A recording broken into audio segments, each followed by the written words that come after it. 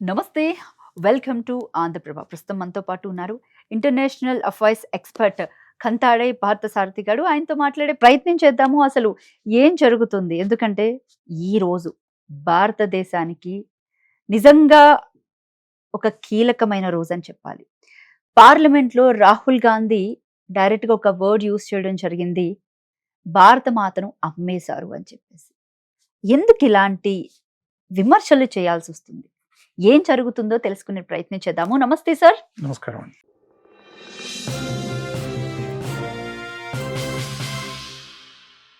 ఎలా ఉన్నారు సార్? బాగున్నాను. రైట్. అయితే ఈ రోజు మనం రాహుల్ గాంధీ గారు పార్లమెంట్ సాక్షిగా చేసినటువంటి కొన్ని వ్యాఖ్యలు చాలా చర్చనీయాంశంగా మారింది. భారత మాతను అమ్మేశారు అని చెప్పేసని ఆయన ఒక విమర్శ చేయడం జరిగింది. దీన్ని ఎలా చూడొచ్చంటారు? ఇప్పుడు రాహుల్ గాంధీ బడ్జెట్ మీద మాట్లాడుతూ గత 4, 5 రోజులుగా పార్లమెంట్‌ని ఆయన ఈ మేజర్ జనరల్ నిర్వాణి పుస్తకం మీద భారతదేశం చైనాకు లొంగిపోయింది, ప్రధాని బలహీనుడు అని ఆరోపణలు గుప్పిస్తూ చాలా తీవ్రమైన గందరగోళాన్ని సృష్టించే ప్రయత్నం చేశారు. ఈ పరిణామాల నేపథ్యంలో మళ్ళా ఇరు పక్షాల మధ్య కొంత ఈ సంధి కుదిరి ఈరోజు బడ్జెట్ సెషన్కి సంబంధించిన అసలు కార్యక్రమం అంటే ప్రవేశపెట్టబడిన బడ్జెట్ మీద రాహుల్ గాంధీ తన ప్రసంగాన్ని ఈరోజు ప్రారంభించారు. ఎందుకంటే బడ్జెట్ మీద ఇతర పక్షాల అభిప్రాయాలు ముఖ్యంగా ప్రతిపక్ష నేతతో మొదలవుతాయి. ఈ సందర్భంగా రాహుల్ గాంధీ బడ్జెట్ మీద మాట్లాడుతూ ఈ బడ్జెట్లో ఆర్థిక మంత్రి కానీ కేంద్ర ప్రభుత్వం కానీ ప్రధానంగా అమెరికాకు సంబంధించిన లేదా అమెరికా ట్రేడ్ డీల్కు సంబంధించిన కొన్ని అంశాలని విస్మరించింది.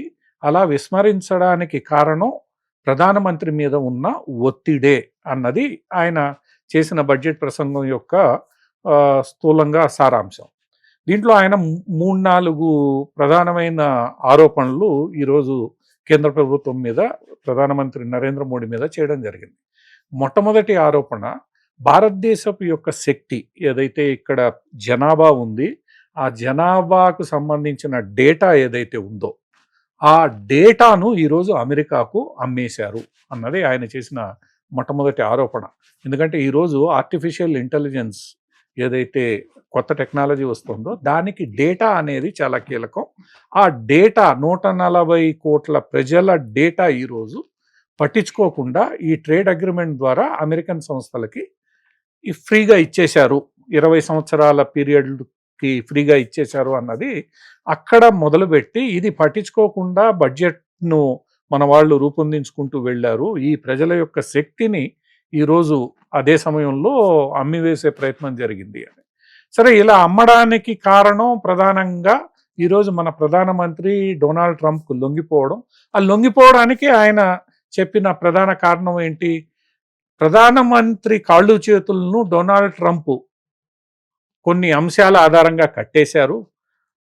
కొన్ని అమెరికా ప్రభుత్వం జరిపిన పరిశోధనల్లో నరేంద్ర మోడీ వీళ్ళకి సంబంధించిన అంశాలు వచ్చాయి. ముఖ్యంగా ఎప్స్టీన్ ఫైల్స్ ఏవైతే ఉన్నాయో దాంట్లో ఈ నరేంద్ర మోడీ పేరు కూడా ఉంది. నరేంద్ర మోడీతో పాటు హర్దీప్ సింగ్ పూరి, అలానే అనిల్ అంబానీ, వీళ్ళందరి పేర్లు కూడా ఉన్నాయి. వీటి కారణంగానే ప్రధానమంత్రి ఈరోజు తన కాళ్ళు చేతులు కట్టేసుకొని డొనాల్డ్ ట్రంప్కి సాగిలపడి ఈరోజు ఈ ఫ్రీ ట్రేడ్ అగ్రిమెంట్ ద్వారా భారతదేశాన్ని అమెరికాకు అమ్మేశారు అన్నది రాహుల్ గాంధీ చేసిన ఆరోపణల్లో ప్రధానమైన అంశాలు. అవును. కానీ నిజంగా ఈ ఆరోపణలు పూర్తి ఆధారాలతో కూడినవా కాదా, లేదా ఆయన ఆరోపణలు చేయాలి కాబట్టి, ఎందుకంటే రాహుల్ గాంధీ చాలా సందర్భాల్లో సుకోయి లాంటి దీని మీద ఆరోపణలు చేశారు. గతంలో కూడా ఈ గౌతమ్ అదానీకి సంబంధించి అమెరికా ప్రభుత్వం చేస్తున్న దర్యాప్తు కారణంగా డొనాల్డ్ ట్రంప్కి నరేంద్ర మోడీ లొంగిపోయాడని ఆరోపణలు చేశారు. ఈరోజు రష్యా చమురు మనం తీసుకోకుండా డొనాల్డ్ ట్రంప్కి బెదిరింపులకి లొంగిపోతున్నాడని, ఇవన్నీ కూడా ఏ రోజు ప్రూవ్ కాలేదు. ఈ రోజు కూడా మనం రష్యా ఆయిల్ కొంటున్నాం. గౌతమ్ అదానీకి సంబంధించిన అంశంలో కోర్టుల్లో ఇది జరుగుతోంది. అంతకుముందు కూడా ఒక సంస్థ, హిండెన్బర్గ్ అనే సంస్థ అదానీ గ్రూప్ మీద చేసిన ఆరోపణలు కూడా వీగిపోయే సుప్రీంకోర్టు కొట్టేసింది వాటిల్ని. సుకోయి విషయంలో సుప్రీంకోర్టు కూడా కొట్టేసింది. నిన్నగాక మొన్న నర్వాణి పుస్తకం పబ్లిష్ అయిపోయింది. సో ఆయన రాసిన అంశాలు ప్రధానమంత్రి నరేంద్ర మోడీ బలహీనతలను చేస్తున్నాయంటే అసలు పుస్తకమే పబ్లిష్ కాలేదన్న విషయం తేలిపోయింది. దాంతో ఇప్పుడు నర్వాణే విషయాన్ని పక్కన పెట్టి బడ్జెట్ స్పీచ్ సందర్భంగా అమెరికన్ ట్రేడ్ డీల్ మీద రాహుల్ గాంధీ ఆరోపణలు చేయడం జరిగింది. అసలు ఇంతవరకు మనం వాస్తవాన్ని పరిశీలిస్తే అమెరికన్ ట్రేడ్ డీలు ఇంతవరకు సంతకం కాలేదు. కేవలం ట్రేడ్ డీల్లో ఏ ఏ అంశాలు ఉండాలి అని ఒక ఫ్రేమ్ వర్క్ ఏదైతే ఉందో ఆ ఫ్రేమ్ వర్క్కి మాత్రమే రెండు దేశాలు అంగీకారం తెలిపాయి. ఈ ట్రేడ్ డీల్ని ఇంకా చేసుకోవాల్సిన అవసరం ఉంది, అంటే సంతకాలు చేయాల్సిన అవసరం ఉంది. రెండవ అంశం, ఈ అమెరికాతో చేస్తున్న ఈ ట్రేడ్ డీల్ కూడా ఫైనల్ ట్రేడ్ డీల్ కాదు. This is an interim trade deal, అంటే మధ్యంతర వాణిజ్య ఒప్పందం ఇది. ఎందుకంటే అమెరికాకి భారత్కి మధ్య చాలా అంశాల మీద విభేదాలు ఉన్నాయి. భారత్ ఎక్కడా కాంప్రమైజ్ కావట్లేదు, అమెరికా కూడా మొండిగా వ్యవహరిస్తున్న వేళ ఇది రెండు దేశాల ప్రయోజనాలకు మంచిది కాదన్న ఉద్దేశంతో ఎక్కడైతే మనము రెండు దేశాలు అంగీకరించే అంశాలు ఉన్నాయో వాటితో ఈరోజు మధ్యంతర వాణిజ్య ఒప్పందాన్ని మనం చేసుకుంటున్నాం, ఇంటీరియం ట్రేడ్ డీల్. అది కూడా ఇంకా సంతకాలు పెట్టాల్సిన అవసరం ఉంది. ఇంకా అదేమీ పూర్తిగా సంతకాలు అయిపోయి ఆ డాక్యుమెంట్స్ ఏమీ పబ్లిక్ డొమైన్లోకి రాలేదు. సో ఇంతవరకు సంతకాలు కాని ఒక మధ్యంతర వాణిజ్య ఒప్పందాన్ని ఆధారం చేసుకొని, అంటే ఇంతవరకు పూర్తి వివరాలు తెలియని వేళ రాహుల్ గాంధీ ఇలాంటి ఆరోపణలు చేయడం ఎంతవరకు సమంజసం అనేది కొంత చర్చించుకోవాల్సిన అవసరం. అంటే ఇక్కడ ప్రధానంగా చూసుకుంటే పార్లమెంట్లో ఆయన లేవనెత్తినటువంటి కొన్ని అంశాలు, కొన్ని ప్రశ్నలు నిజంగానే చాలా మందిని ఆలోచింపగలిగేలాగా చేశాయి. సో దాన్ని ఏ రకంగా చూడొచ్చు అంటే ముఖ్యంగా రైతుల ప్రయోజనాల గురించి కానివ్వండి, అలాగే డేటా భద్రత గురించి కానివ్వండి, అలాగే ప్రభుత్వం అమెరికాతో రాజీ పడిందా అనే దాని విషయం, అంటే ఈ క్వశ్చన్స్ అన్నిటికీ కూడా ఇలాంటి వాటిల్లో చాలా మందికి కూడా క్వశ్చన్స్ అనేవి తలెత్తుతున్నాయి. ఇప్పుడు 4 రోజుల క్రితం కేంద్ర వాణిజ్య మంత్రి ఎవరైతే ఈ ట్రేడ్ డీల్కి సంబంధించి టీంకి లీడ్ చేస్తున్నారో పీయూష్ గోయల్ గారు పార్లమెంట్లో ఒక ప్రకటన చేశారు. ఆ ప్రకటనలో ఆయన చాలా స్పష్టంగా చెప్పారు, వ్యవసాయానికి సంబంధించి, డైరీకి సంబంధించి ఈ రెండు ఏవైతే ప్రధానమైన అంశాలు భారతదేశానికి అభ్యంతరాలు ఉన్నాయో ఆ రెండింటిలో ఎక్కడా కూడా మేము కాంప్రమైజ్ కాలేదు. ఎక్కడా భారత రైతుల ప్రయోజనాలని కానీ, డైరీ ఫార్మర్స్ రైతుల ప్రయోజనాలని కానీ మేము ఈ ఒప్పందంలో కాంప్రమైజ్ కాలేదు, వాటిల్ని ఈ ఒప్పందంలో చేర్చలేదు. అంటే ట్రేడ్ పరంగా మాత్రం కాంప్రమైజ్ అయిందని అనుకోవచ్చా? ట్రేడ్ అంటే ఏముంది ఇక్కడ? ఇప్పుడు మనం అమెరికన్ వాణిజ్య ఇది అమెరికా నుండి వరో, గోధుమలో లేదా ఇంకోటో పప్పు ధాన్యాలో ఇటువంటివి దిగుమతి చేసుకుంటే ఇక్కడ రైతుల ప్రయోజనాలకు ఇబ్బంది. అటువంటివేవి మనం దిగుమతి చేసుకుంటామని అంగీకరించడం లేదు.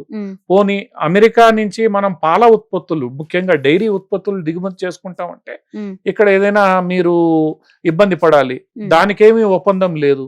మరి రైతాంగ ప్రయోజనాల్ని ఎక్కడ వీళ్ళు కాంప్రమైజ్ అయ్యారు? ఇప్పుడు ట్రేడ్ ఒప్పందం వివరాలు బయటకు వచ్చి దాంట్లో ఎక్కడైనా ఈ ప్రయోజనాలు కాంప్రమైజ్ అయ్యారంటే మీ ఆరోపణల్లో విలువ ఉంటుంది.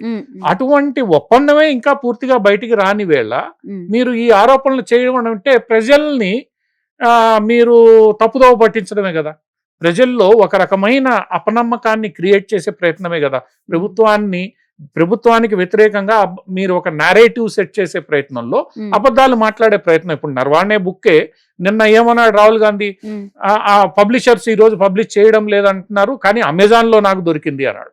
దాన్ని కూడా ఆ పబ్లిషర్స్ కట్ చేశారు. చివరికి ఆయన తీసుకొచ్చిన కవర్ ఉన్న పుస్తకం లోపల తెల్ల కాగితాలు తప్ప ఏమీ లేవు అనేది కూడా ఈరోజు వీడియోలు మనకి బయటకు వస్తున్నాయి. అంటే ఒక అంశాన్ని పదే పదే ఒక రకంగా చూపించడం ద్వారా ప్రజల్లో ఒక తప్పుడు అభిప్రాయాన్ని నేను క్రియేట్ చేయగలననే ధీమా ఈరోజు రాహుల్ గాంధీలో వ్యక్తమవుతోంది. కానీ ఆయన ప్రతిసారి ఫెయిల్ అవుతున్నాడు. ఈసారి కూడా బయటికే రాని ఒప్పందాన్ని, సంతకం లేని ఒప్పందాన్ని, అది కూడా మధ్యంతర ఒప్పందం మీద ఈ స్థాయిలో దేశాన్ని అమ్మేశారు అన్న స్థాయిలో మాట్లాడడం అనేది, ఇప్పుడు ట్రేడ్ డీల్ అనేది రెండు దేశాల మధ్య జరిగేటప్పుడు అది చాలా సుదీర్ఘకాలం సాగుతుంది. ఏ దేశం కూడా తన్ని తాను కాంప్రమైజ్ చేసుకోదు. అందులో భారతదేశం లాంటి దేశం చేసుకోదు. యూరోప్తో మన ట్రేడ్ డీల్ యొక్క టాక్స్ 20 సంవత్సరాలు జరిగాయి. 20 సంవత్సరాల తర్వాత ఈరోజు ట్రేడ్ డీల్ జరిగింది. ఇప్పుడు అమెరికాతో గత 10 ఏళ్లుగా ఈ డిస్కషన్స్ జరుగుతున్నాయి. అయినప్పటికీ కూడా మనం ఫైనల్ ట్రేడ్ డీల్ చేసుకోవట్లేదు. ఓన్లీ ఇంటీరియం ట్రేడ్ డీల్ గతంలోనూ కొంతకాలం చేసాం, ఇప్పుడు మళ్ళీ అదే చేస్తున్నాం మనం. అంటే దేశం ఏదో కాంప్రమైజ్ అయిపోతోంది, దేశం అమ్ముడుపోతోంది, దేశాన్ని అమ్మేస్తున్నారు అన్న ఆరోపణలు ఏవైతే ఉన్నాయో అవి మరీ అంటే ఇంకా విచ్చలవిడిగా చేసిన ఆరోపణలే. ఆధారాలు ఉండాలి నీ దగ్గర. ఆధారాలు లేకుండా మీరు ఆరోపణలు చేస్తున్నారంటే ఏ బేసిస్ మీద? కొంతమంది జర్నలిస్టులు కానివ్వండి, కొంతమంది చేస్తున్నటువంటి కొన్ని కీలక వ్యాఖ్యలు ఏంటంటే రష్యాతో అంటే చాలా మందికి ఉన్నటువంటి డౌట్స్, రష్యాతో ఉన్న డీల్ ఏదైతే ఉందో అది మనం చమురుని కొనడం తగ్గించామా లేకపోతే వాళ్ళతో డీల్ అనేది క్యాన్సిల్ అయిందా? అసలు ఇంతవరకు రష్యాతో డీల్ క్యాన్సిల్ కాలేదు. ఒకటి, మనం కొనుగోలు చేసే చమురు ఏమాత్రం తగ్గించలేదు.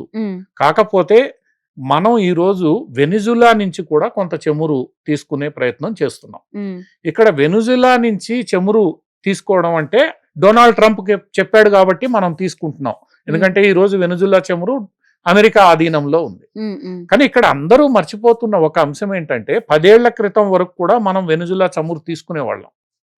మనం వెనిజులా మీద చాలా ఆధారపడి ఉండేవాళ్ళం ఆ రోజుల్లో. రష్యా దగ్గర నుంచి చమురు తక్కువ తీసుకునేవాళ్ళం మనం. అటువంటిది ఈ రోజు మళ్ళా వెనిజులా చమురు మనం రెండోసారి తీసుకోవడం జరుగుతోంది.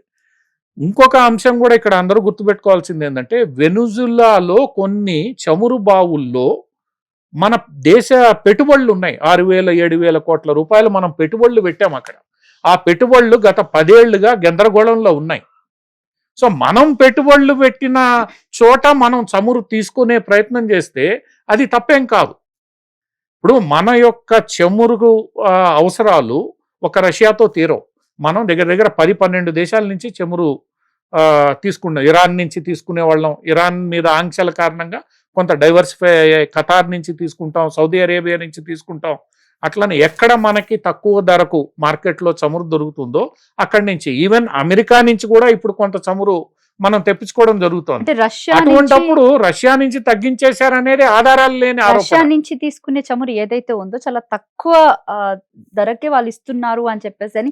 అలాంటప్పుడు వాళ్ళ దగ్గర కొనడం అంటే తగ్గించడం ఎందుకు అని చెప్పేసి ఎక్కడా తగ్గించలేదే. తగ్గించారని రాహుల్ గాంధీ చెప్తున్నాడు, కానీ ప్రభుత్వం ఎక్కడా తగ్గించినట్లు చెప్పడం లేదు.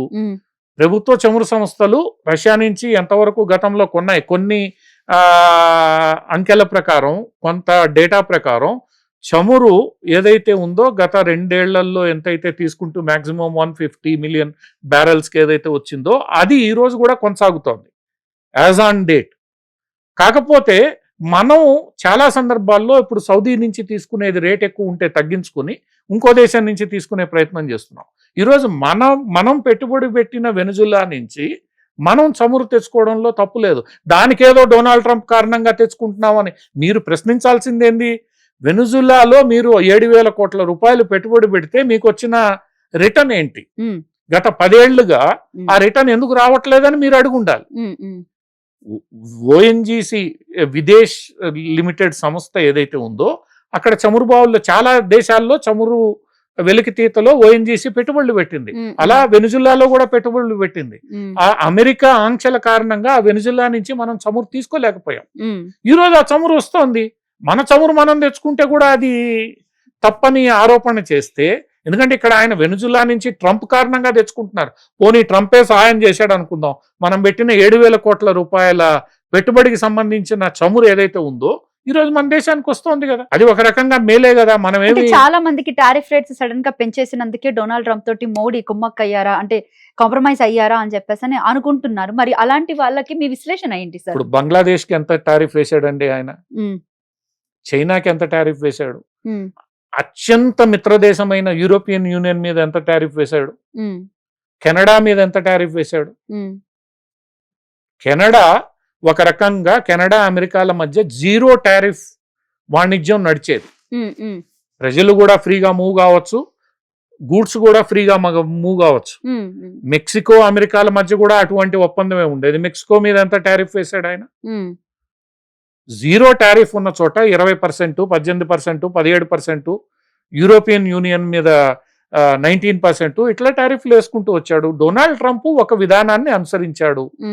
0 టారిఫ్ సిస్టమ్ కారణంగా నా దేశం యొక్క నిధుల్ని మీరు దోచుకోబోతున్నారు, సంపదను దోచుకోబోతున్నారు. కాబట్టి అది మిత్రదేశం అయినా శత్రు దేశం చైనా అయినా అందరి మీద నేను టారిఫ్ వేస్తానని కొన్ని సందర్భాల్లో 100% టారిఫ్ వేసి చైనా మీద రేర్ ఎర్త్ మినరల్స్ కి సంబంధించి 100% టారిఫ్ వేస్తా అన్నాడు. ఉమ్, సరే, తర్వాత వాళ్ళు మేము రేర్ ఎర్త్ మినరల్ ఇవ్వం అంటే ఆ కాంప్రమైజ్ లో భాగంగా అక్కడ టారిఫ్ 50% తెచ్చుకున్నాడు. ఉమ్. సో డొనాల్డ్ ట్రంప్ టారిఫ్స్ అనే దాన్ని తన ఇష్టానుసారం వాడుకున్నాడు ఆయన. అంటే గతంలో 2 to 3% ఉన్న టారిఫ్స్ ఇప్పుడు సడన్ గా అది అందుకు కారణం 50% అయిన అందుకు తర్వాత ఇప్పుడు కారణం 18% చేయడం గురించి ఏదైతే ఉందో అప్పటికి ఇప్పుడు కంటే దాదాపు చాలా డిఫరెన్స్ కనపడుతుంది కదా, కనీసం తగ్గిస్తే ఇంకొంచెం తగ్గించాలి కదా. నేను అనేది అదే, డొనాల్డ్ ట్రంప్ తన పక్కన ఉన్న కెనడాని వదలలేదు, బ్రిటన్ ని వదలలేదు. బ్రిటన్, అమెరికా రెండు చాలా మిత్ర దేశాలు. ఉమ్, ఉమ్, బ్రిటన్ మీద ఎంత టారిఫ్ ఉంది? ఉమ్, సో ఆయనకి ఈయన మిత్రుడు ఈయన శత్రువు అనేం లేదు. He goes by his own rules. Um, um, so China మీద ఎంత వేసాడో బ్రిటన్ మీద అంతే వేసాడు, యూరోపియన్ యూనియన్ మీద కూడా అంతే వేశాడు కదా. ఉమ్, ఉమ్. అందుచేత డొనాల్డ్ ట్రంప్ టారిఫ్లు వేశాడు, గతంలో జూరే ఉండేవి అనేది డొనాల్డ్ ట్రంప్ ఎరాలో ఆ కంపారిజన్ చేయడమే కుదరదు. ఉమ్, ఉమ్. డొనాల్డ్ ట్రంప్కి పోనీ మీరు డొనాల్డ్ ట్రంప్ చెప్పినట్లు మీరు అన్నిటికీ అంగీకరిస్తే జీరో వేసి ఉండేవాడేమో, మరి అంగీకరిస్తే దేశాన్ని అమ్మేశారంటారు. భారతదేశపు ఇంట్రెస్ట్లను నేను కాపాడుకుంటూ డొనాల్డ్ ట్రంప్కి సమాధానం చెప్పాలి. డొనాల్డ్ ట్రంప్ అడిగినట్లు మొత్తాన్ని ఇచ్చేసి నేను జీరో టారిఫ్ వేస్తానంటే ఒప్పుకుంటారా? ఉమ్, అది అంగీకారం కాదు కదా. కొన్ని సందర్భాల్లో మీరు గట్టిగా నిలబడాల్సిన అవసరం వస్తుంది. ఉమ్, ఇంతకుముందు అమెరికన్ శాంక్షన్స్ భారతదేశం మీద పెట్టినప్పుడు, న్యూక్లియర్ బాంబు పేల్చిన తర్వాత ఇటువంటి టారిఫ్లు, ఇటువంటి ఎక్స్పోర్ట్ కంట్రోల్ రెజీమ్స్ ఇవన్నీ కూడా చూసాం కదా. ఆ రోజు ఎందుకు మాట్లాడలేదు వీళ్ళంతా? సో అక్కడ అధ్యక్షుడిగా ఉన్న వ్యక్తి యొక్క వ్యవహార శైలి ఇలా ఉన్నప్పుడు అతనితో డీల్ చేయాల్సిన పద్ధతిలోనే మనం డీల్ చేయాలి తప్ప అతనికి సాగిల పడిపోవడము అనేది కరెక్ట్ కాదు. మన ప్రయోజనాల్ని మనం కాపాడుకుంటూ ఎంతవరకు మనం అతన్ని మన దారికి తెచ్చుకోగలం. రైట్. అయితే నేను అక్కడ టాపిక్ వస్తా, అంటే నేను మళ్ళీ వస్తాను ఆ టాపిక్. అయితే డేటా సెక్యూరిటీ గురించి కూడా మాట్లాడుతూ మన దేశంలో ప్రజలను డేటాను అమెరికా సంస్థలకు దారాదత్తం చేస్తున్నారని ఆయన మండిపడ్డారు. డిజిటల్ యుగంలో ఈ విమర్శ ఎంత వరకు హేతుబద్ధమైంది చెప్పండి. నిన్నగాక మొన్న సుప్రీంకోర్టు వాట్సాప్ ని ఉమ్, ఒక వార్నింగ్ ఇచ్చింది. అవును, ఇచ్చింది. నా దేశంలో నువ్వు వ్యాపారం చేయాలి అని అంటే ఉమ్, ఇక్కడ నిబంధనల ప్రకారం ఉమ్, నువ్వు నీ డేటా సెక్యూరిటీని ఉమ్, మాకు అందించాల్సిందే, ఉమ్, ఉమ్, ఉమ్, మాకు ఓపెన్ చేయాల్సిందే. ఉమ్, ఉమ్, నువ్వు ఇక్కడ భారతదేశ పౌరుల యొక్క ప్రైవసీ, సెక్యూరిటీ, వాళ్ళ యొక్క డేటా సెక్యూరిటీని దృష్టిలో పెట్టుకుని రూల్స్ ని పాటించకపోతే ఉమ్, ఈ దేశాన్ని వదిలిపెట్టి వెళ్లాల్సి వస్తుంది. మరి సుప్రీంకోర్టు ఎంత స్పష్టంగా చెప్పిందండి? సుప్రీంకోర్టు అంత స్పష్టంగా చెప్పిన తర్వాత భారత ప్రభుత్వం అమ్మేస్తుందా? నేను చెప్పేది 2-3 రోజుల క్రితం అంశం. అవునవును. భారతదేశానికి సంబంధించి um, data security rules and regulations, laws ఏవైతే ఉన్నాయో ఉమ్, అవి చాలా పటిష్టంగా ఉన్నాయి. ఉమ్, ఉమ్, ఇప్పుడు యూరోప్ లో కూడా ఇదే విషయం మీద తీవ్ర స్థాయిలో చర్చ జరుగుతోంది. అవును, అవును. ఈ అమెరికన్ కంపెనీలు, యూరోపియన్ కమిషన్ కూడా వీళ్ళ మీద కోర్టులకు వెళ్ళడం, భారతదేశంలో కూడా ఇటీవల కాలంలో మెటా మీద గాని, వాట్సాప్ గాని, ఉమ్, వీటన్నిటి మీద, గూగుల్ మీద గాని ఉమ్, కోర్టులకు వెళ్ళడం జరిగింది. కోర్టులు చాలా స్పష్టంగా చెప్తున్నాయి ఉమ్, ఉమ్, డేటా ప్రైవసీని మీరు పాటించాలి అని. ఉమ్, మా డేటాని, ఇప్పుడు సపోజ్ గూగుల్ పే ఉంది, ఉమ్, గూగుల్ పే, ఫోన్ పేలు గతంలో ఈ యూపీఐ ట్రాన్సాక్షన్స్ కి సంబంధించిన సర్వర్లని ఉమ్, సింగపూర్ లోనో హాంకాంగ్ లోనో ఉమ్, బయట దేశాల్లో ఉంచేవి. ఉమ్, ఒకానొక సందర్భంలో రిజర్వ్ బ్యాంక్ ఆఫ్ ఇండియా చాలా స్పష్టంగా చెప్పింది వీళ్ళకి, ఉమ్, ఈ యూపీఐ ట్రాన్సాక్షన్స్ కి సంబంధించిన డేటా ఏదైతే ఉందో ఉమ్, ఆ సర్వర్లు బయట ఉండడానికి వీల్లేదు, అవి భారతదేశంలో ఉంటేనే మేము మీకు పర్మిషన్ ఇస్తామని చెప్పింది. ఉమ్. జీపే ఇంట్రడ్యూస్ కావడం లేట్ కావడానికి అది ప్రధానమైన కారణం. జీపేకి ఇది వరకు తేజ్ అనే పేరు ఉండేది. దాన్ని వాళ్ళు లోకల్ యాప్ ని కొనుక్కొని దాన్ని చేయడానికి డిలే కావడానికి, జీపే ఇంట్రడక్షన్ డిలే అయింది. ఉమ్, పేటిఎం, ఫోన్ పేలతో కంపేర్ చేస్తే జీపే లేట్ గా వచ్చింది. చాలా లేట్ అయింది. ఆ లేట్ కావడానికి కారణం ఏంటంటే డేటా సర్వర్స్ ఇండియాలోనే ఉండాలన్న రిజర్వ్ బ్యాంక్ నిబంధన కారణంగా ఉమ్, వాళ్ళది లేట్ అయింది. వాళ్ళు ఖచ్చితంగా చివరికి వాళ్ళే డేటా సర్వర్స్ ని ఇండియాలో తీసుకొచ్చి పెట్టిన తర్వాతనే యూపీఐ పర్మిషన్ వచ్చింది. ఈరోజు వాట్సాప్ సంబంధించిన యూపీఐ డేటా కూడా ఇండియా సర్వర్స్ లోనే ఈరోజు పెట్టాల్సిన పరిస్థితి. అవును, అవును. అందుచేత భారతదేశపు యొక్క data privacy, data security rules and regulations, చట్టాలు చాలా స్పష్టంగా ఉన్నాయి. ఈ విషయంలో మన కోర్టులు కూడా చాలా స్పష్టంగా వ్యవహరిస్తున్నాయి, ప్రభుత్వం స్పష్టంగా వ్యవహరిస్తోంది. ఇక్కడ మరీ ఎక్కువ మనం దీని మీద మాట్లాడితే మన దేశం ప్రజాస్వామ్య దేశం కాబట్టి ప్రభుత్వం వ్యక్తుల యొక్క ప్రైవసీని భంగం చేస్తోంది, ఫేస్బుక్ డేటా అడుగుతోంది అని అల్లరి చేసేది కూడా భారతదేశంలో ఉన్న వాళ్ళే. బయటవాడు ఎవడు అల్లరి చేయట్లే. ఇక్కడ పౌర హక్కుల సంఘాలు ఇవన్నీ కూడా ఈరోజు ప్రభుత్వం స్నూపింగ్ చేస్తోంది. నిన్నగాక మొన్న ప్రభుత్వం ఆ సంచార్ సాతి యాప్ని మీరు యాడ్ చేసుకోండి కంపల్సరీ చేస్తామని అంటే కూడా గొడవ చేస్తే ప్రభుత్వం తలొగ్గింది.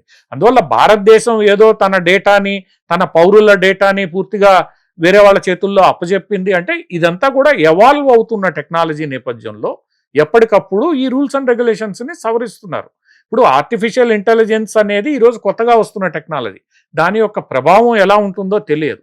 అప్పటికీ ప్రభుత్వం ఏం చెప్తోంది, ఈ డేటా సర్వర్లని ఇండియాలో పెట్టే ప్రయత్నం చేస్తున్నారు వీళ్ళు. సో ఇదంతా ఎవాల్వ్ అవుతున్న వేళ నువ్వు ఒక్కసారిగా అమ్మేశావనంటే ఎవరికి అమ్మేశాడు? నువ్వు చెప్పు. గూగుల్కి అమ్మేశాడా? ఈరోజు ఉన్న కంపెనీలు మనం మాట్లాడితే గూగుల్కి అమ్మేశారా, మెటాకి అమ్మేశారా, లేదా ఇంకొక సంస్థకు అమ్మేశారా? ఆ రూల్స్ రెగ్యులేషన్స్ నిబంధనలు కొంత ఉన్నాయి. మీరు వాటిల్ని పూర్తిగా అమ్మేశారు దేశానికి అంటే నువ్వు ఆధారాలతో మాట్లాడాలి. ఇప్పుడు పోనీ ట్రేడ్ డీల్ నేపథ్యంలో ఈ సంస్థలు స్థానిక చట్టాలకు కంప్లై చేయడానికి కొంత వెసులుబాటు ఇచ్చారే అని మనం అనుకుందాం. ఇంతవరకు మనకి పూర్తిగా వివరాలు రాలేదు.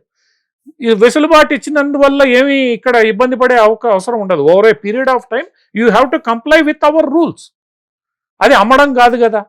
అంటే వేగ్గా తీవ్రమైన ఆరోపణలు చేయడం అనేది ఈ మధ్యకాలంలో కాంగ్రెస్కి బాగా అలవాటైపోయింది. నువ్వు ఆరోపణలు చెయ్యి, ఆరోపణలు చేస్తే నువ్వు దానికి సంబంధించిన ఆధారాలతో చేస్తే ప్రజలు వింటారు. అంతేగాని టెలివిజన్లో మాట్లాడే అవకాశం వచ్చింది కదా, దేశ ప్రజలందరూ నీ ప్రసంగాన్ని చూస్తున్నారు కదా అని ఇష్టానుసారం చేస్తే, ఆధారాలు లేకుండా చేస్తే రేపు నువ్వే పలుచన పడతావు. ఇప్పటి వరకు జరుగుతున్నది అదే. గత 10 ఏళ్లుగా అధికారంలో లేవు.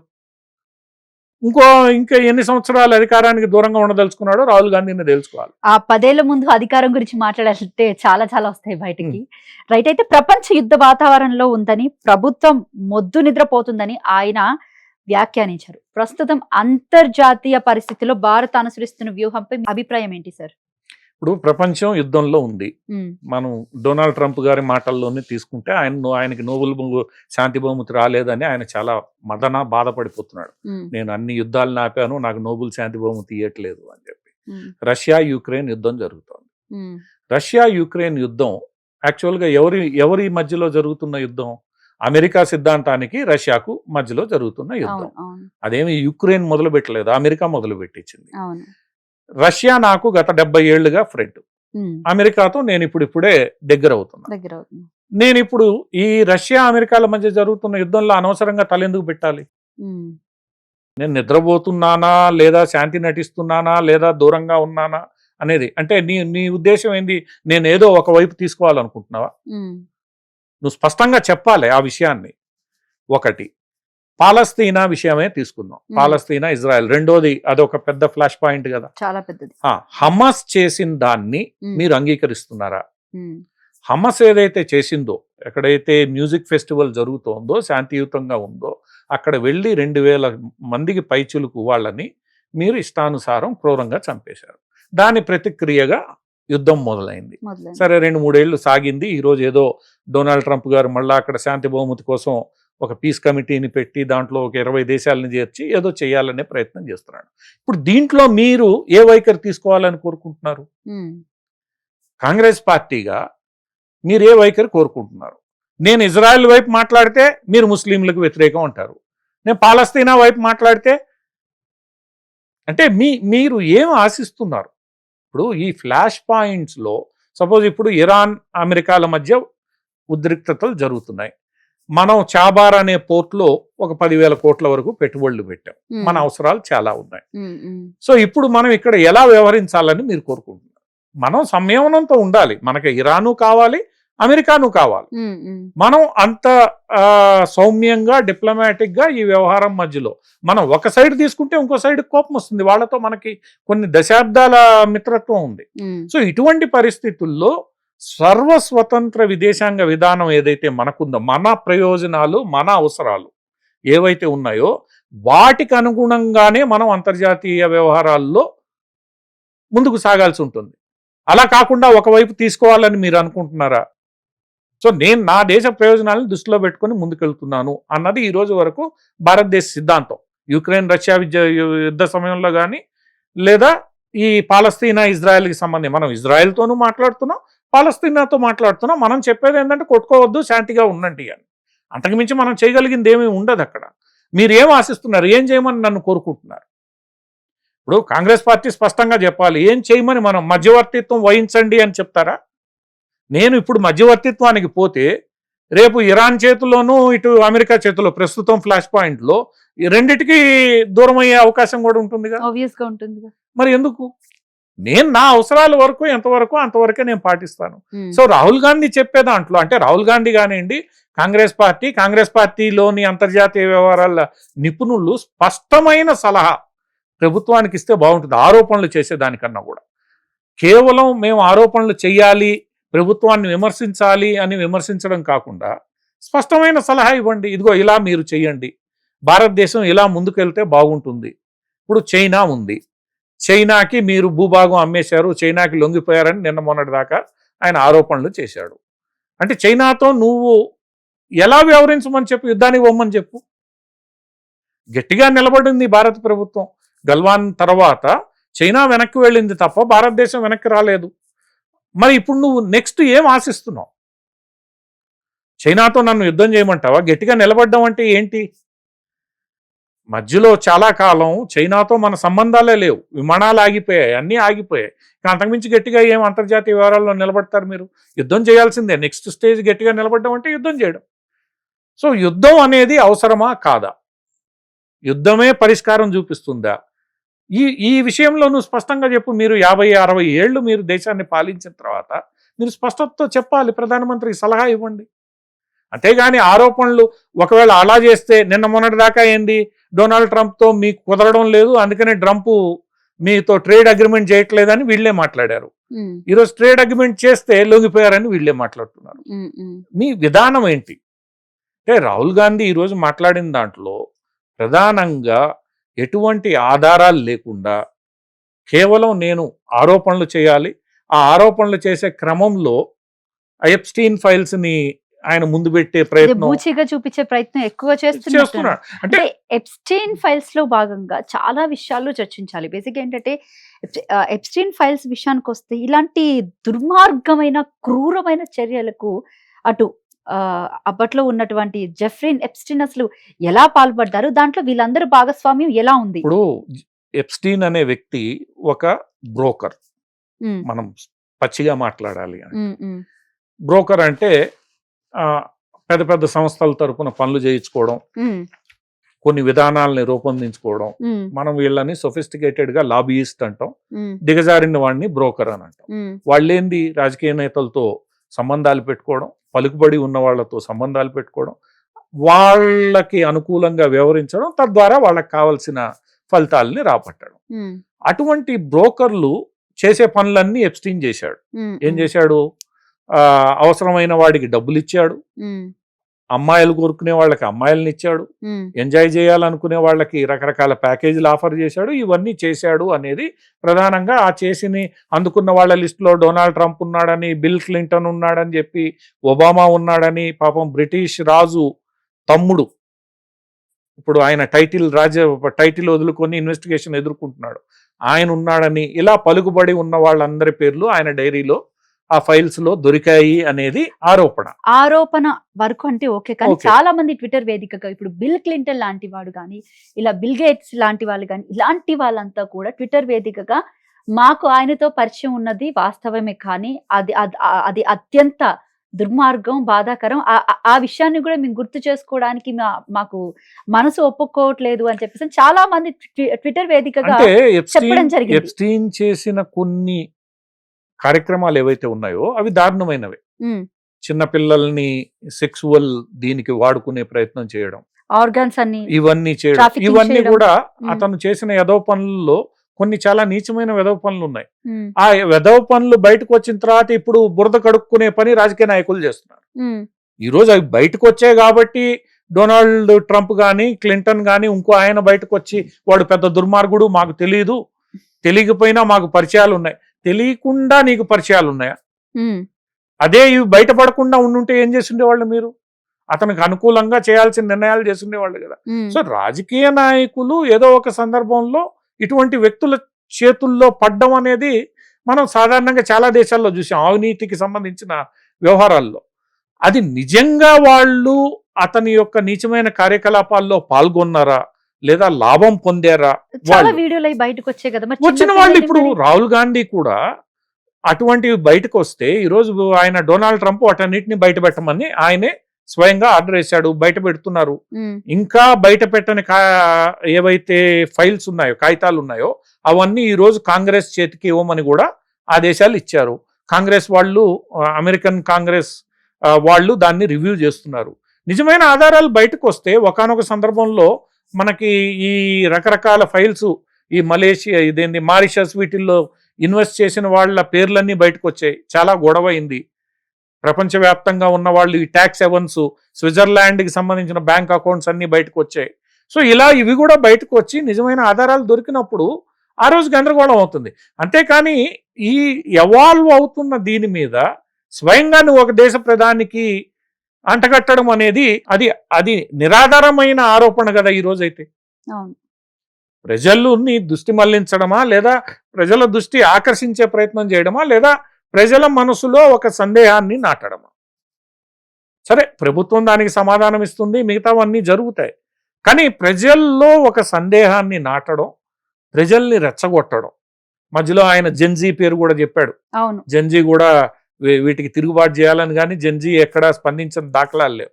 సో ఇట్లా ప్రజల్ని రెచ్చగొట్టే ప్రయత్నం ఏదైతే రాహుల్ గాంధీ చేస్తున్నాడో ఆ ప్రయత్నంలో భాగంగా ఆయన ఈ బడ్జెట్ సమావేశాల్లో తీవ్రంగా ప్రయత్నిస్తున్నాడు. నర్వాణాని ముందు అడ్డం పెట్టుకున్నారు, అది కాలేదు. ఇప్పుడు మళ్ళా ఎప్స్టీన్, ఈ ట్రేడ్ డీల్ అడ్డం పెట్టుకుంటున్నారు. అసలు ట్రేడ్ డీల్ జరుగుతుందని ఎక్స్పెక్ట్ చేయని వీళ్ళకి ఈరోజు ట్రేడ్ డీల్ జరగడం అనేది, అదే ఒక ఇండస్ట్రీ ఎక్స్పర్ట్ కానీ ఇంకోళ్ళు కానీ ట్రేడ్ డీల్ వల్ల లాభాలేంటి, అసలు ట్రేడ్ డీల్ అనేది బయటకు వస్తే అప్పుడు ఖచ్చితంగా మనం వీటన్నిటి మీద మాట్లాడొచ్చు స్పష్టమైన ఆధారాలతో. ఇప్పటి వరకు ఉన్న సంకేతాలను బట్టి ఈయన చేస్తున్న ఆరోపణల్లో నిజం లేదనే మనం భావించాల్సి వస్తుంది. సో ప్రజల్లో అపనమ్మకం సృష్టించే ప్రయత్నం తప్ప అదేదో ఆయన చాలా తీవ్రమైన ఆధారాలను దగ్గరించుకొని ఆరోపణలు చేశాడు అనేది అంతగా అనుకోవాల్సిన అవసరం లేదు. Right, thank you sir, thank you so much. మీ విలువైన సమయాన్ని మాకు కేటాయించినందుకు.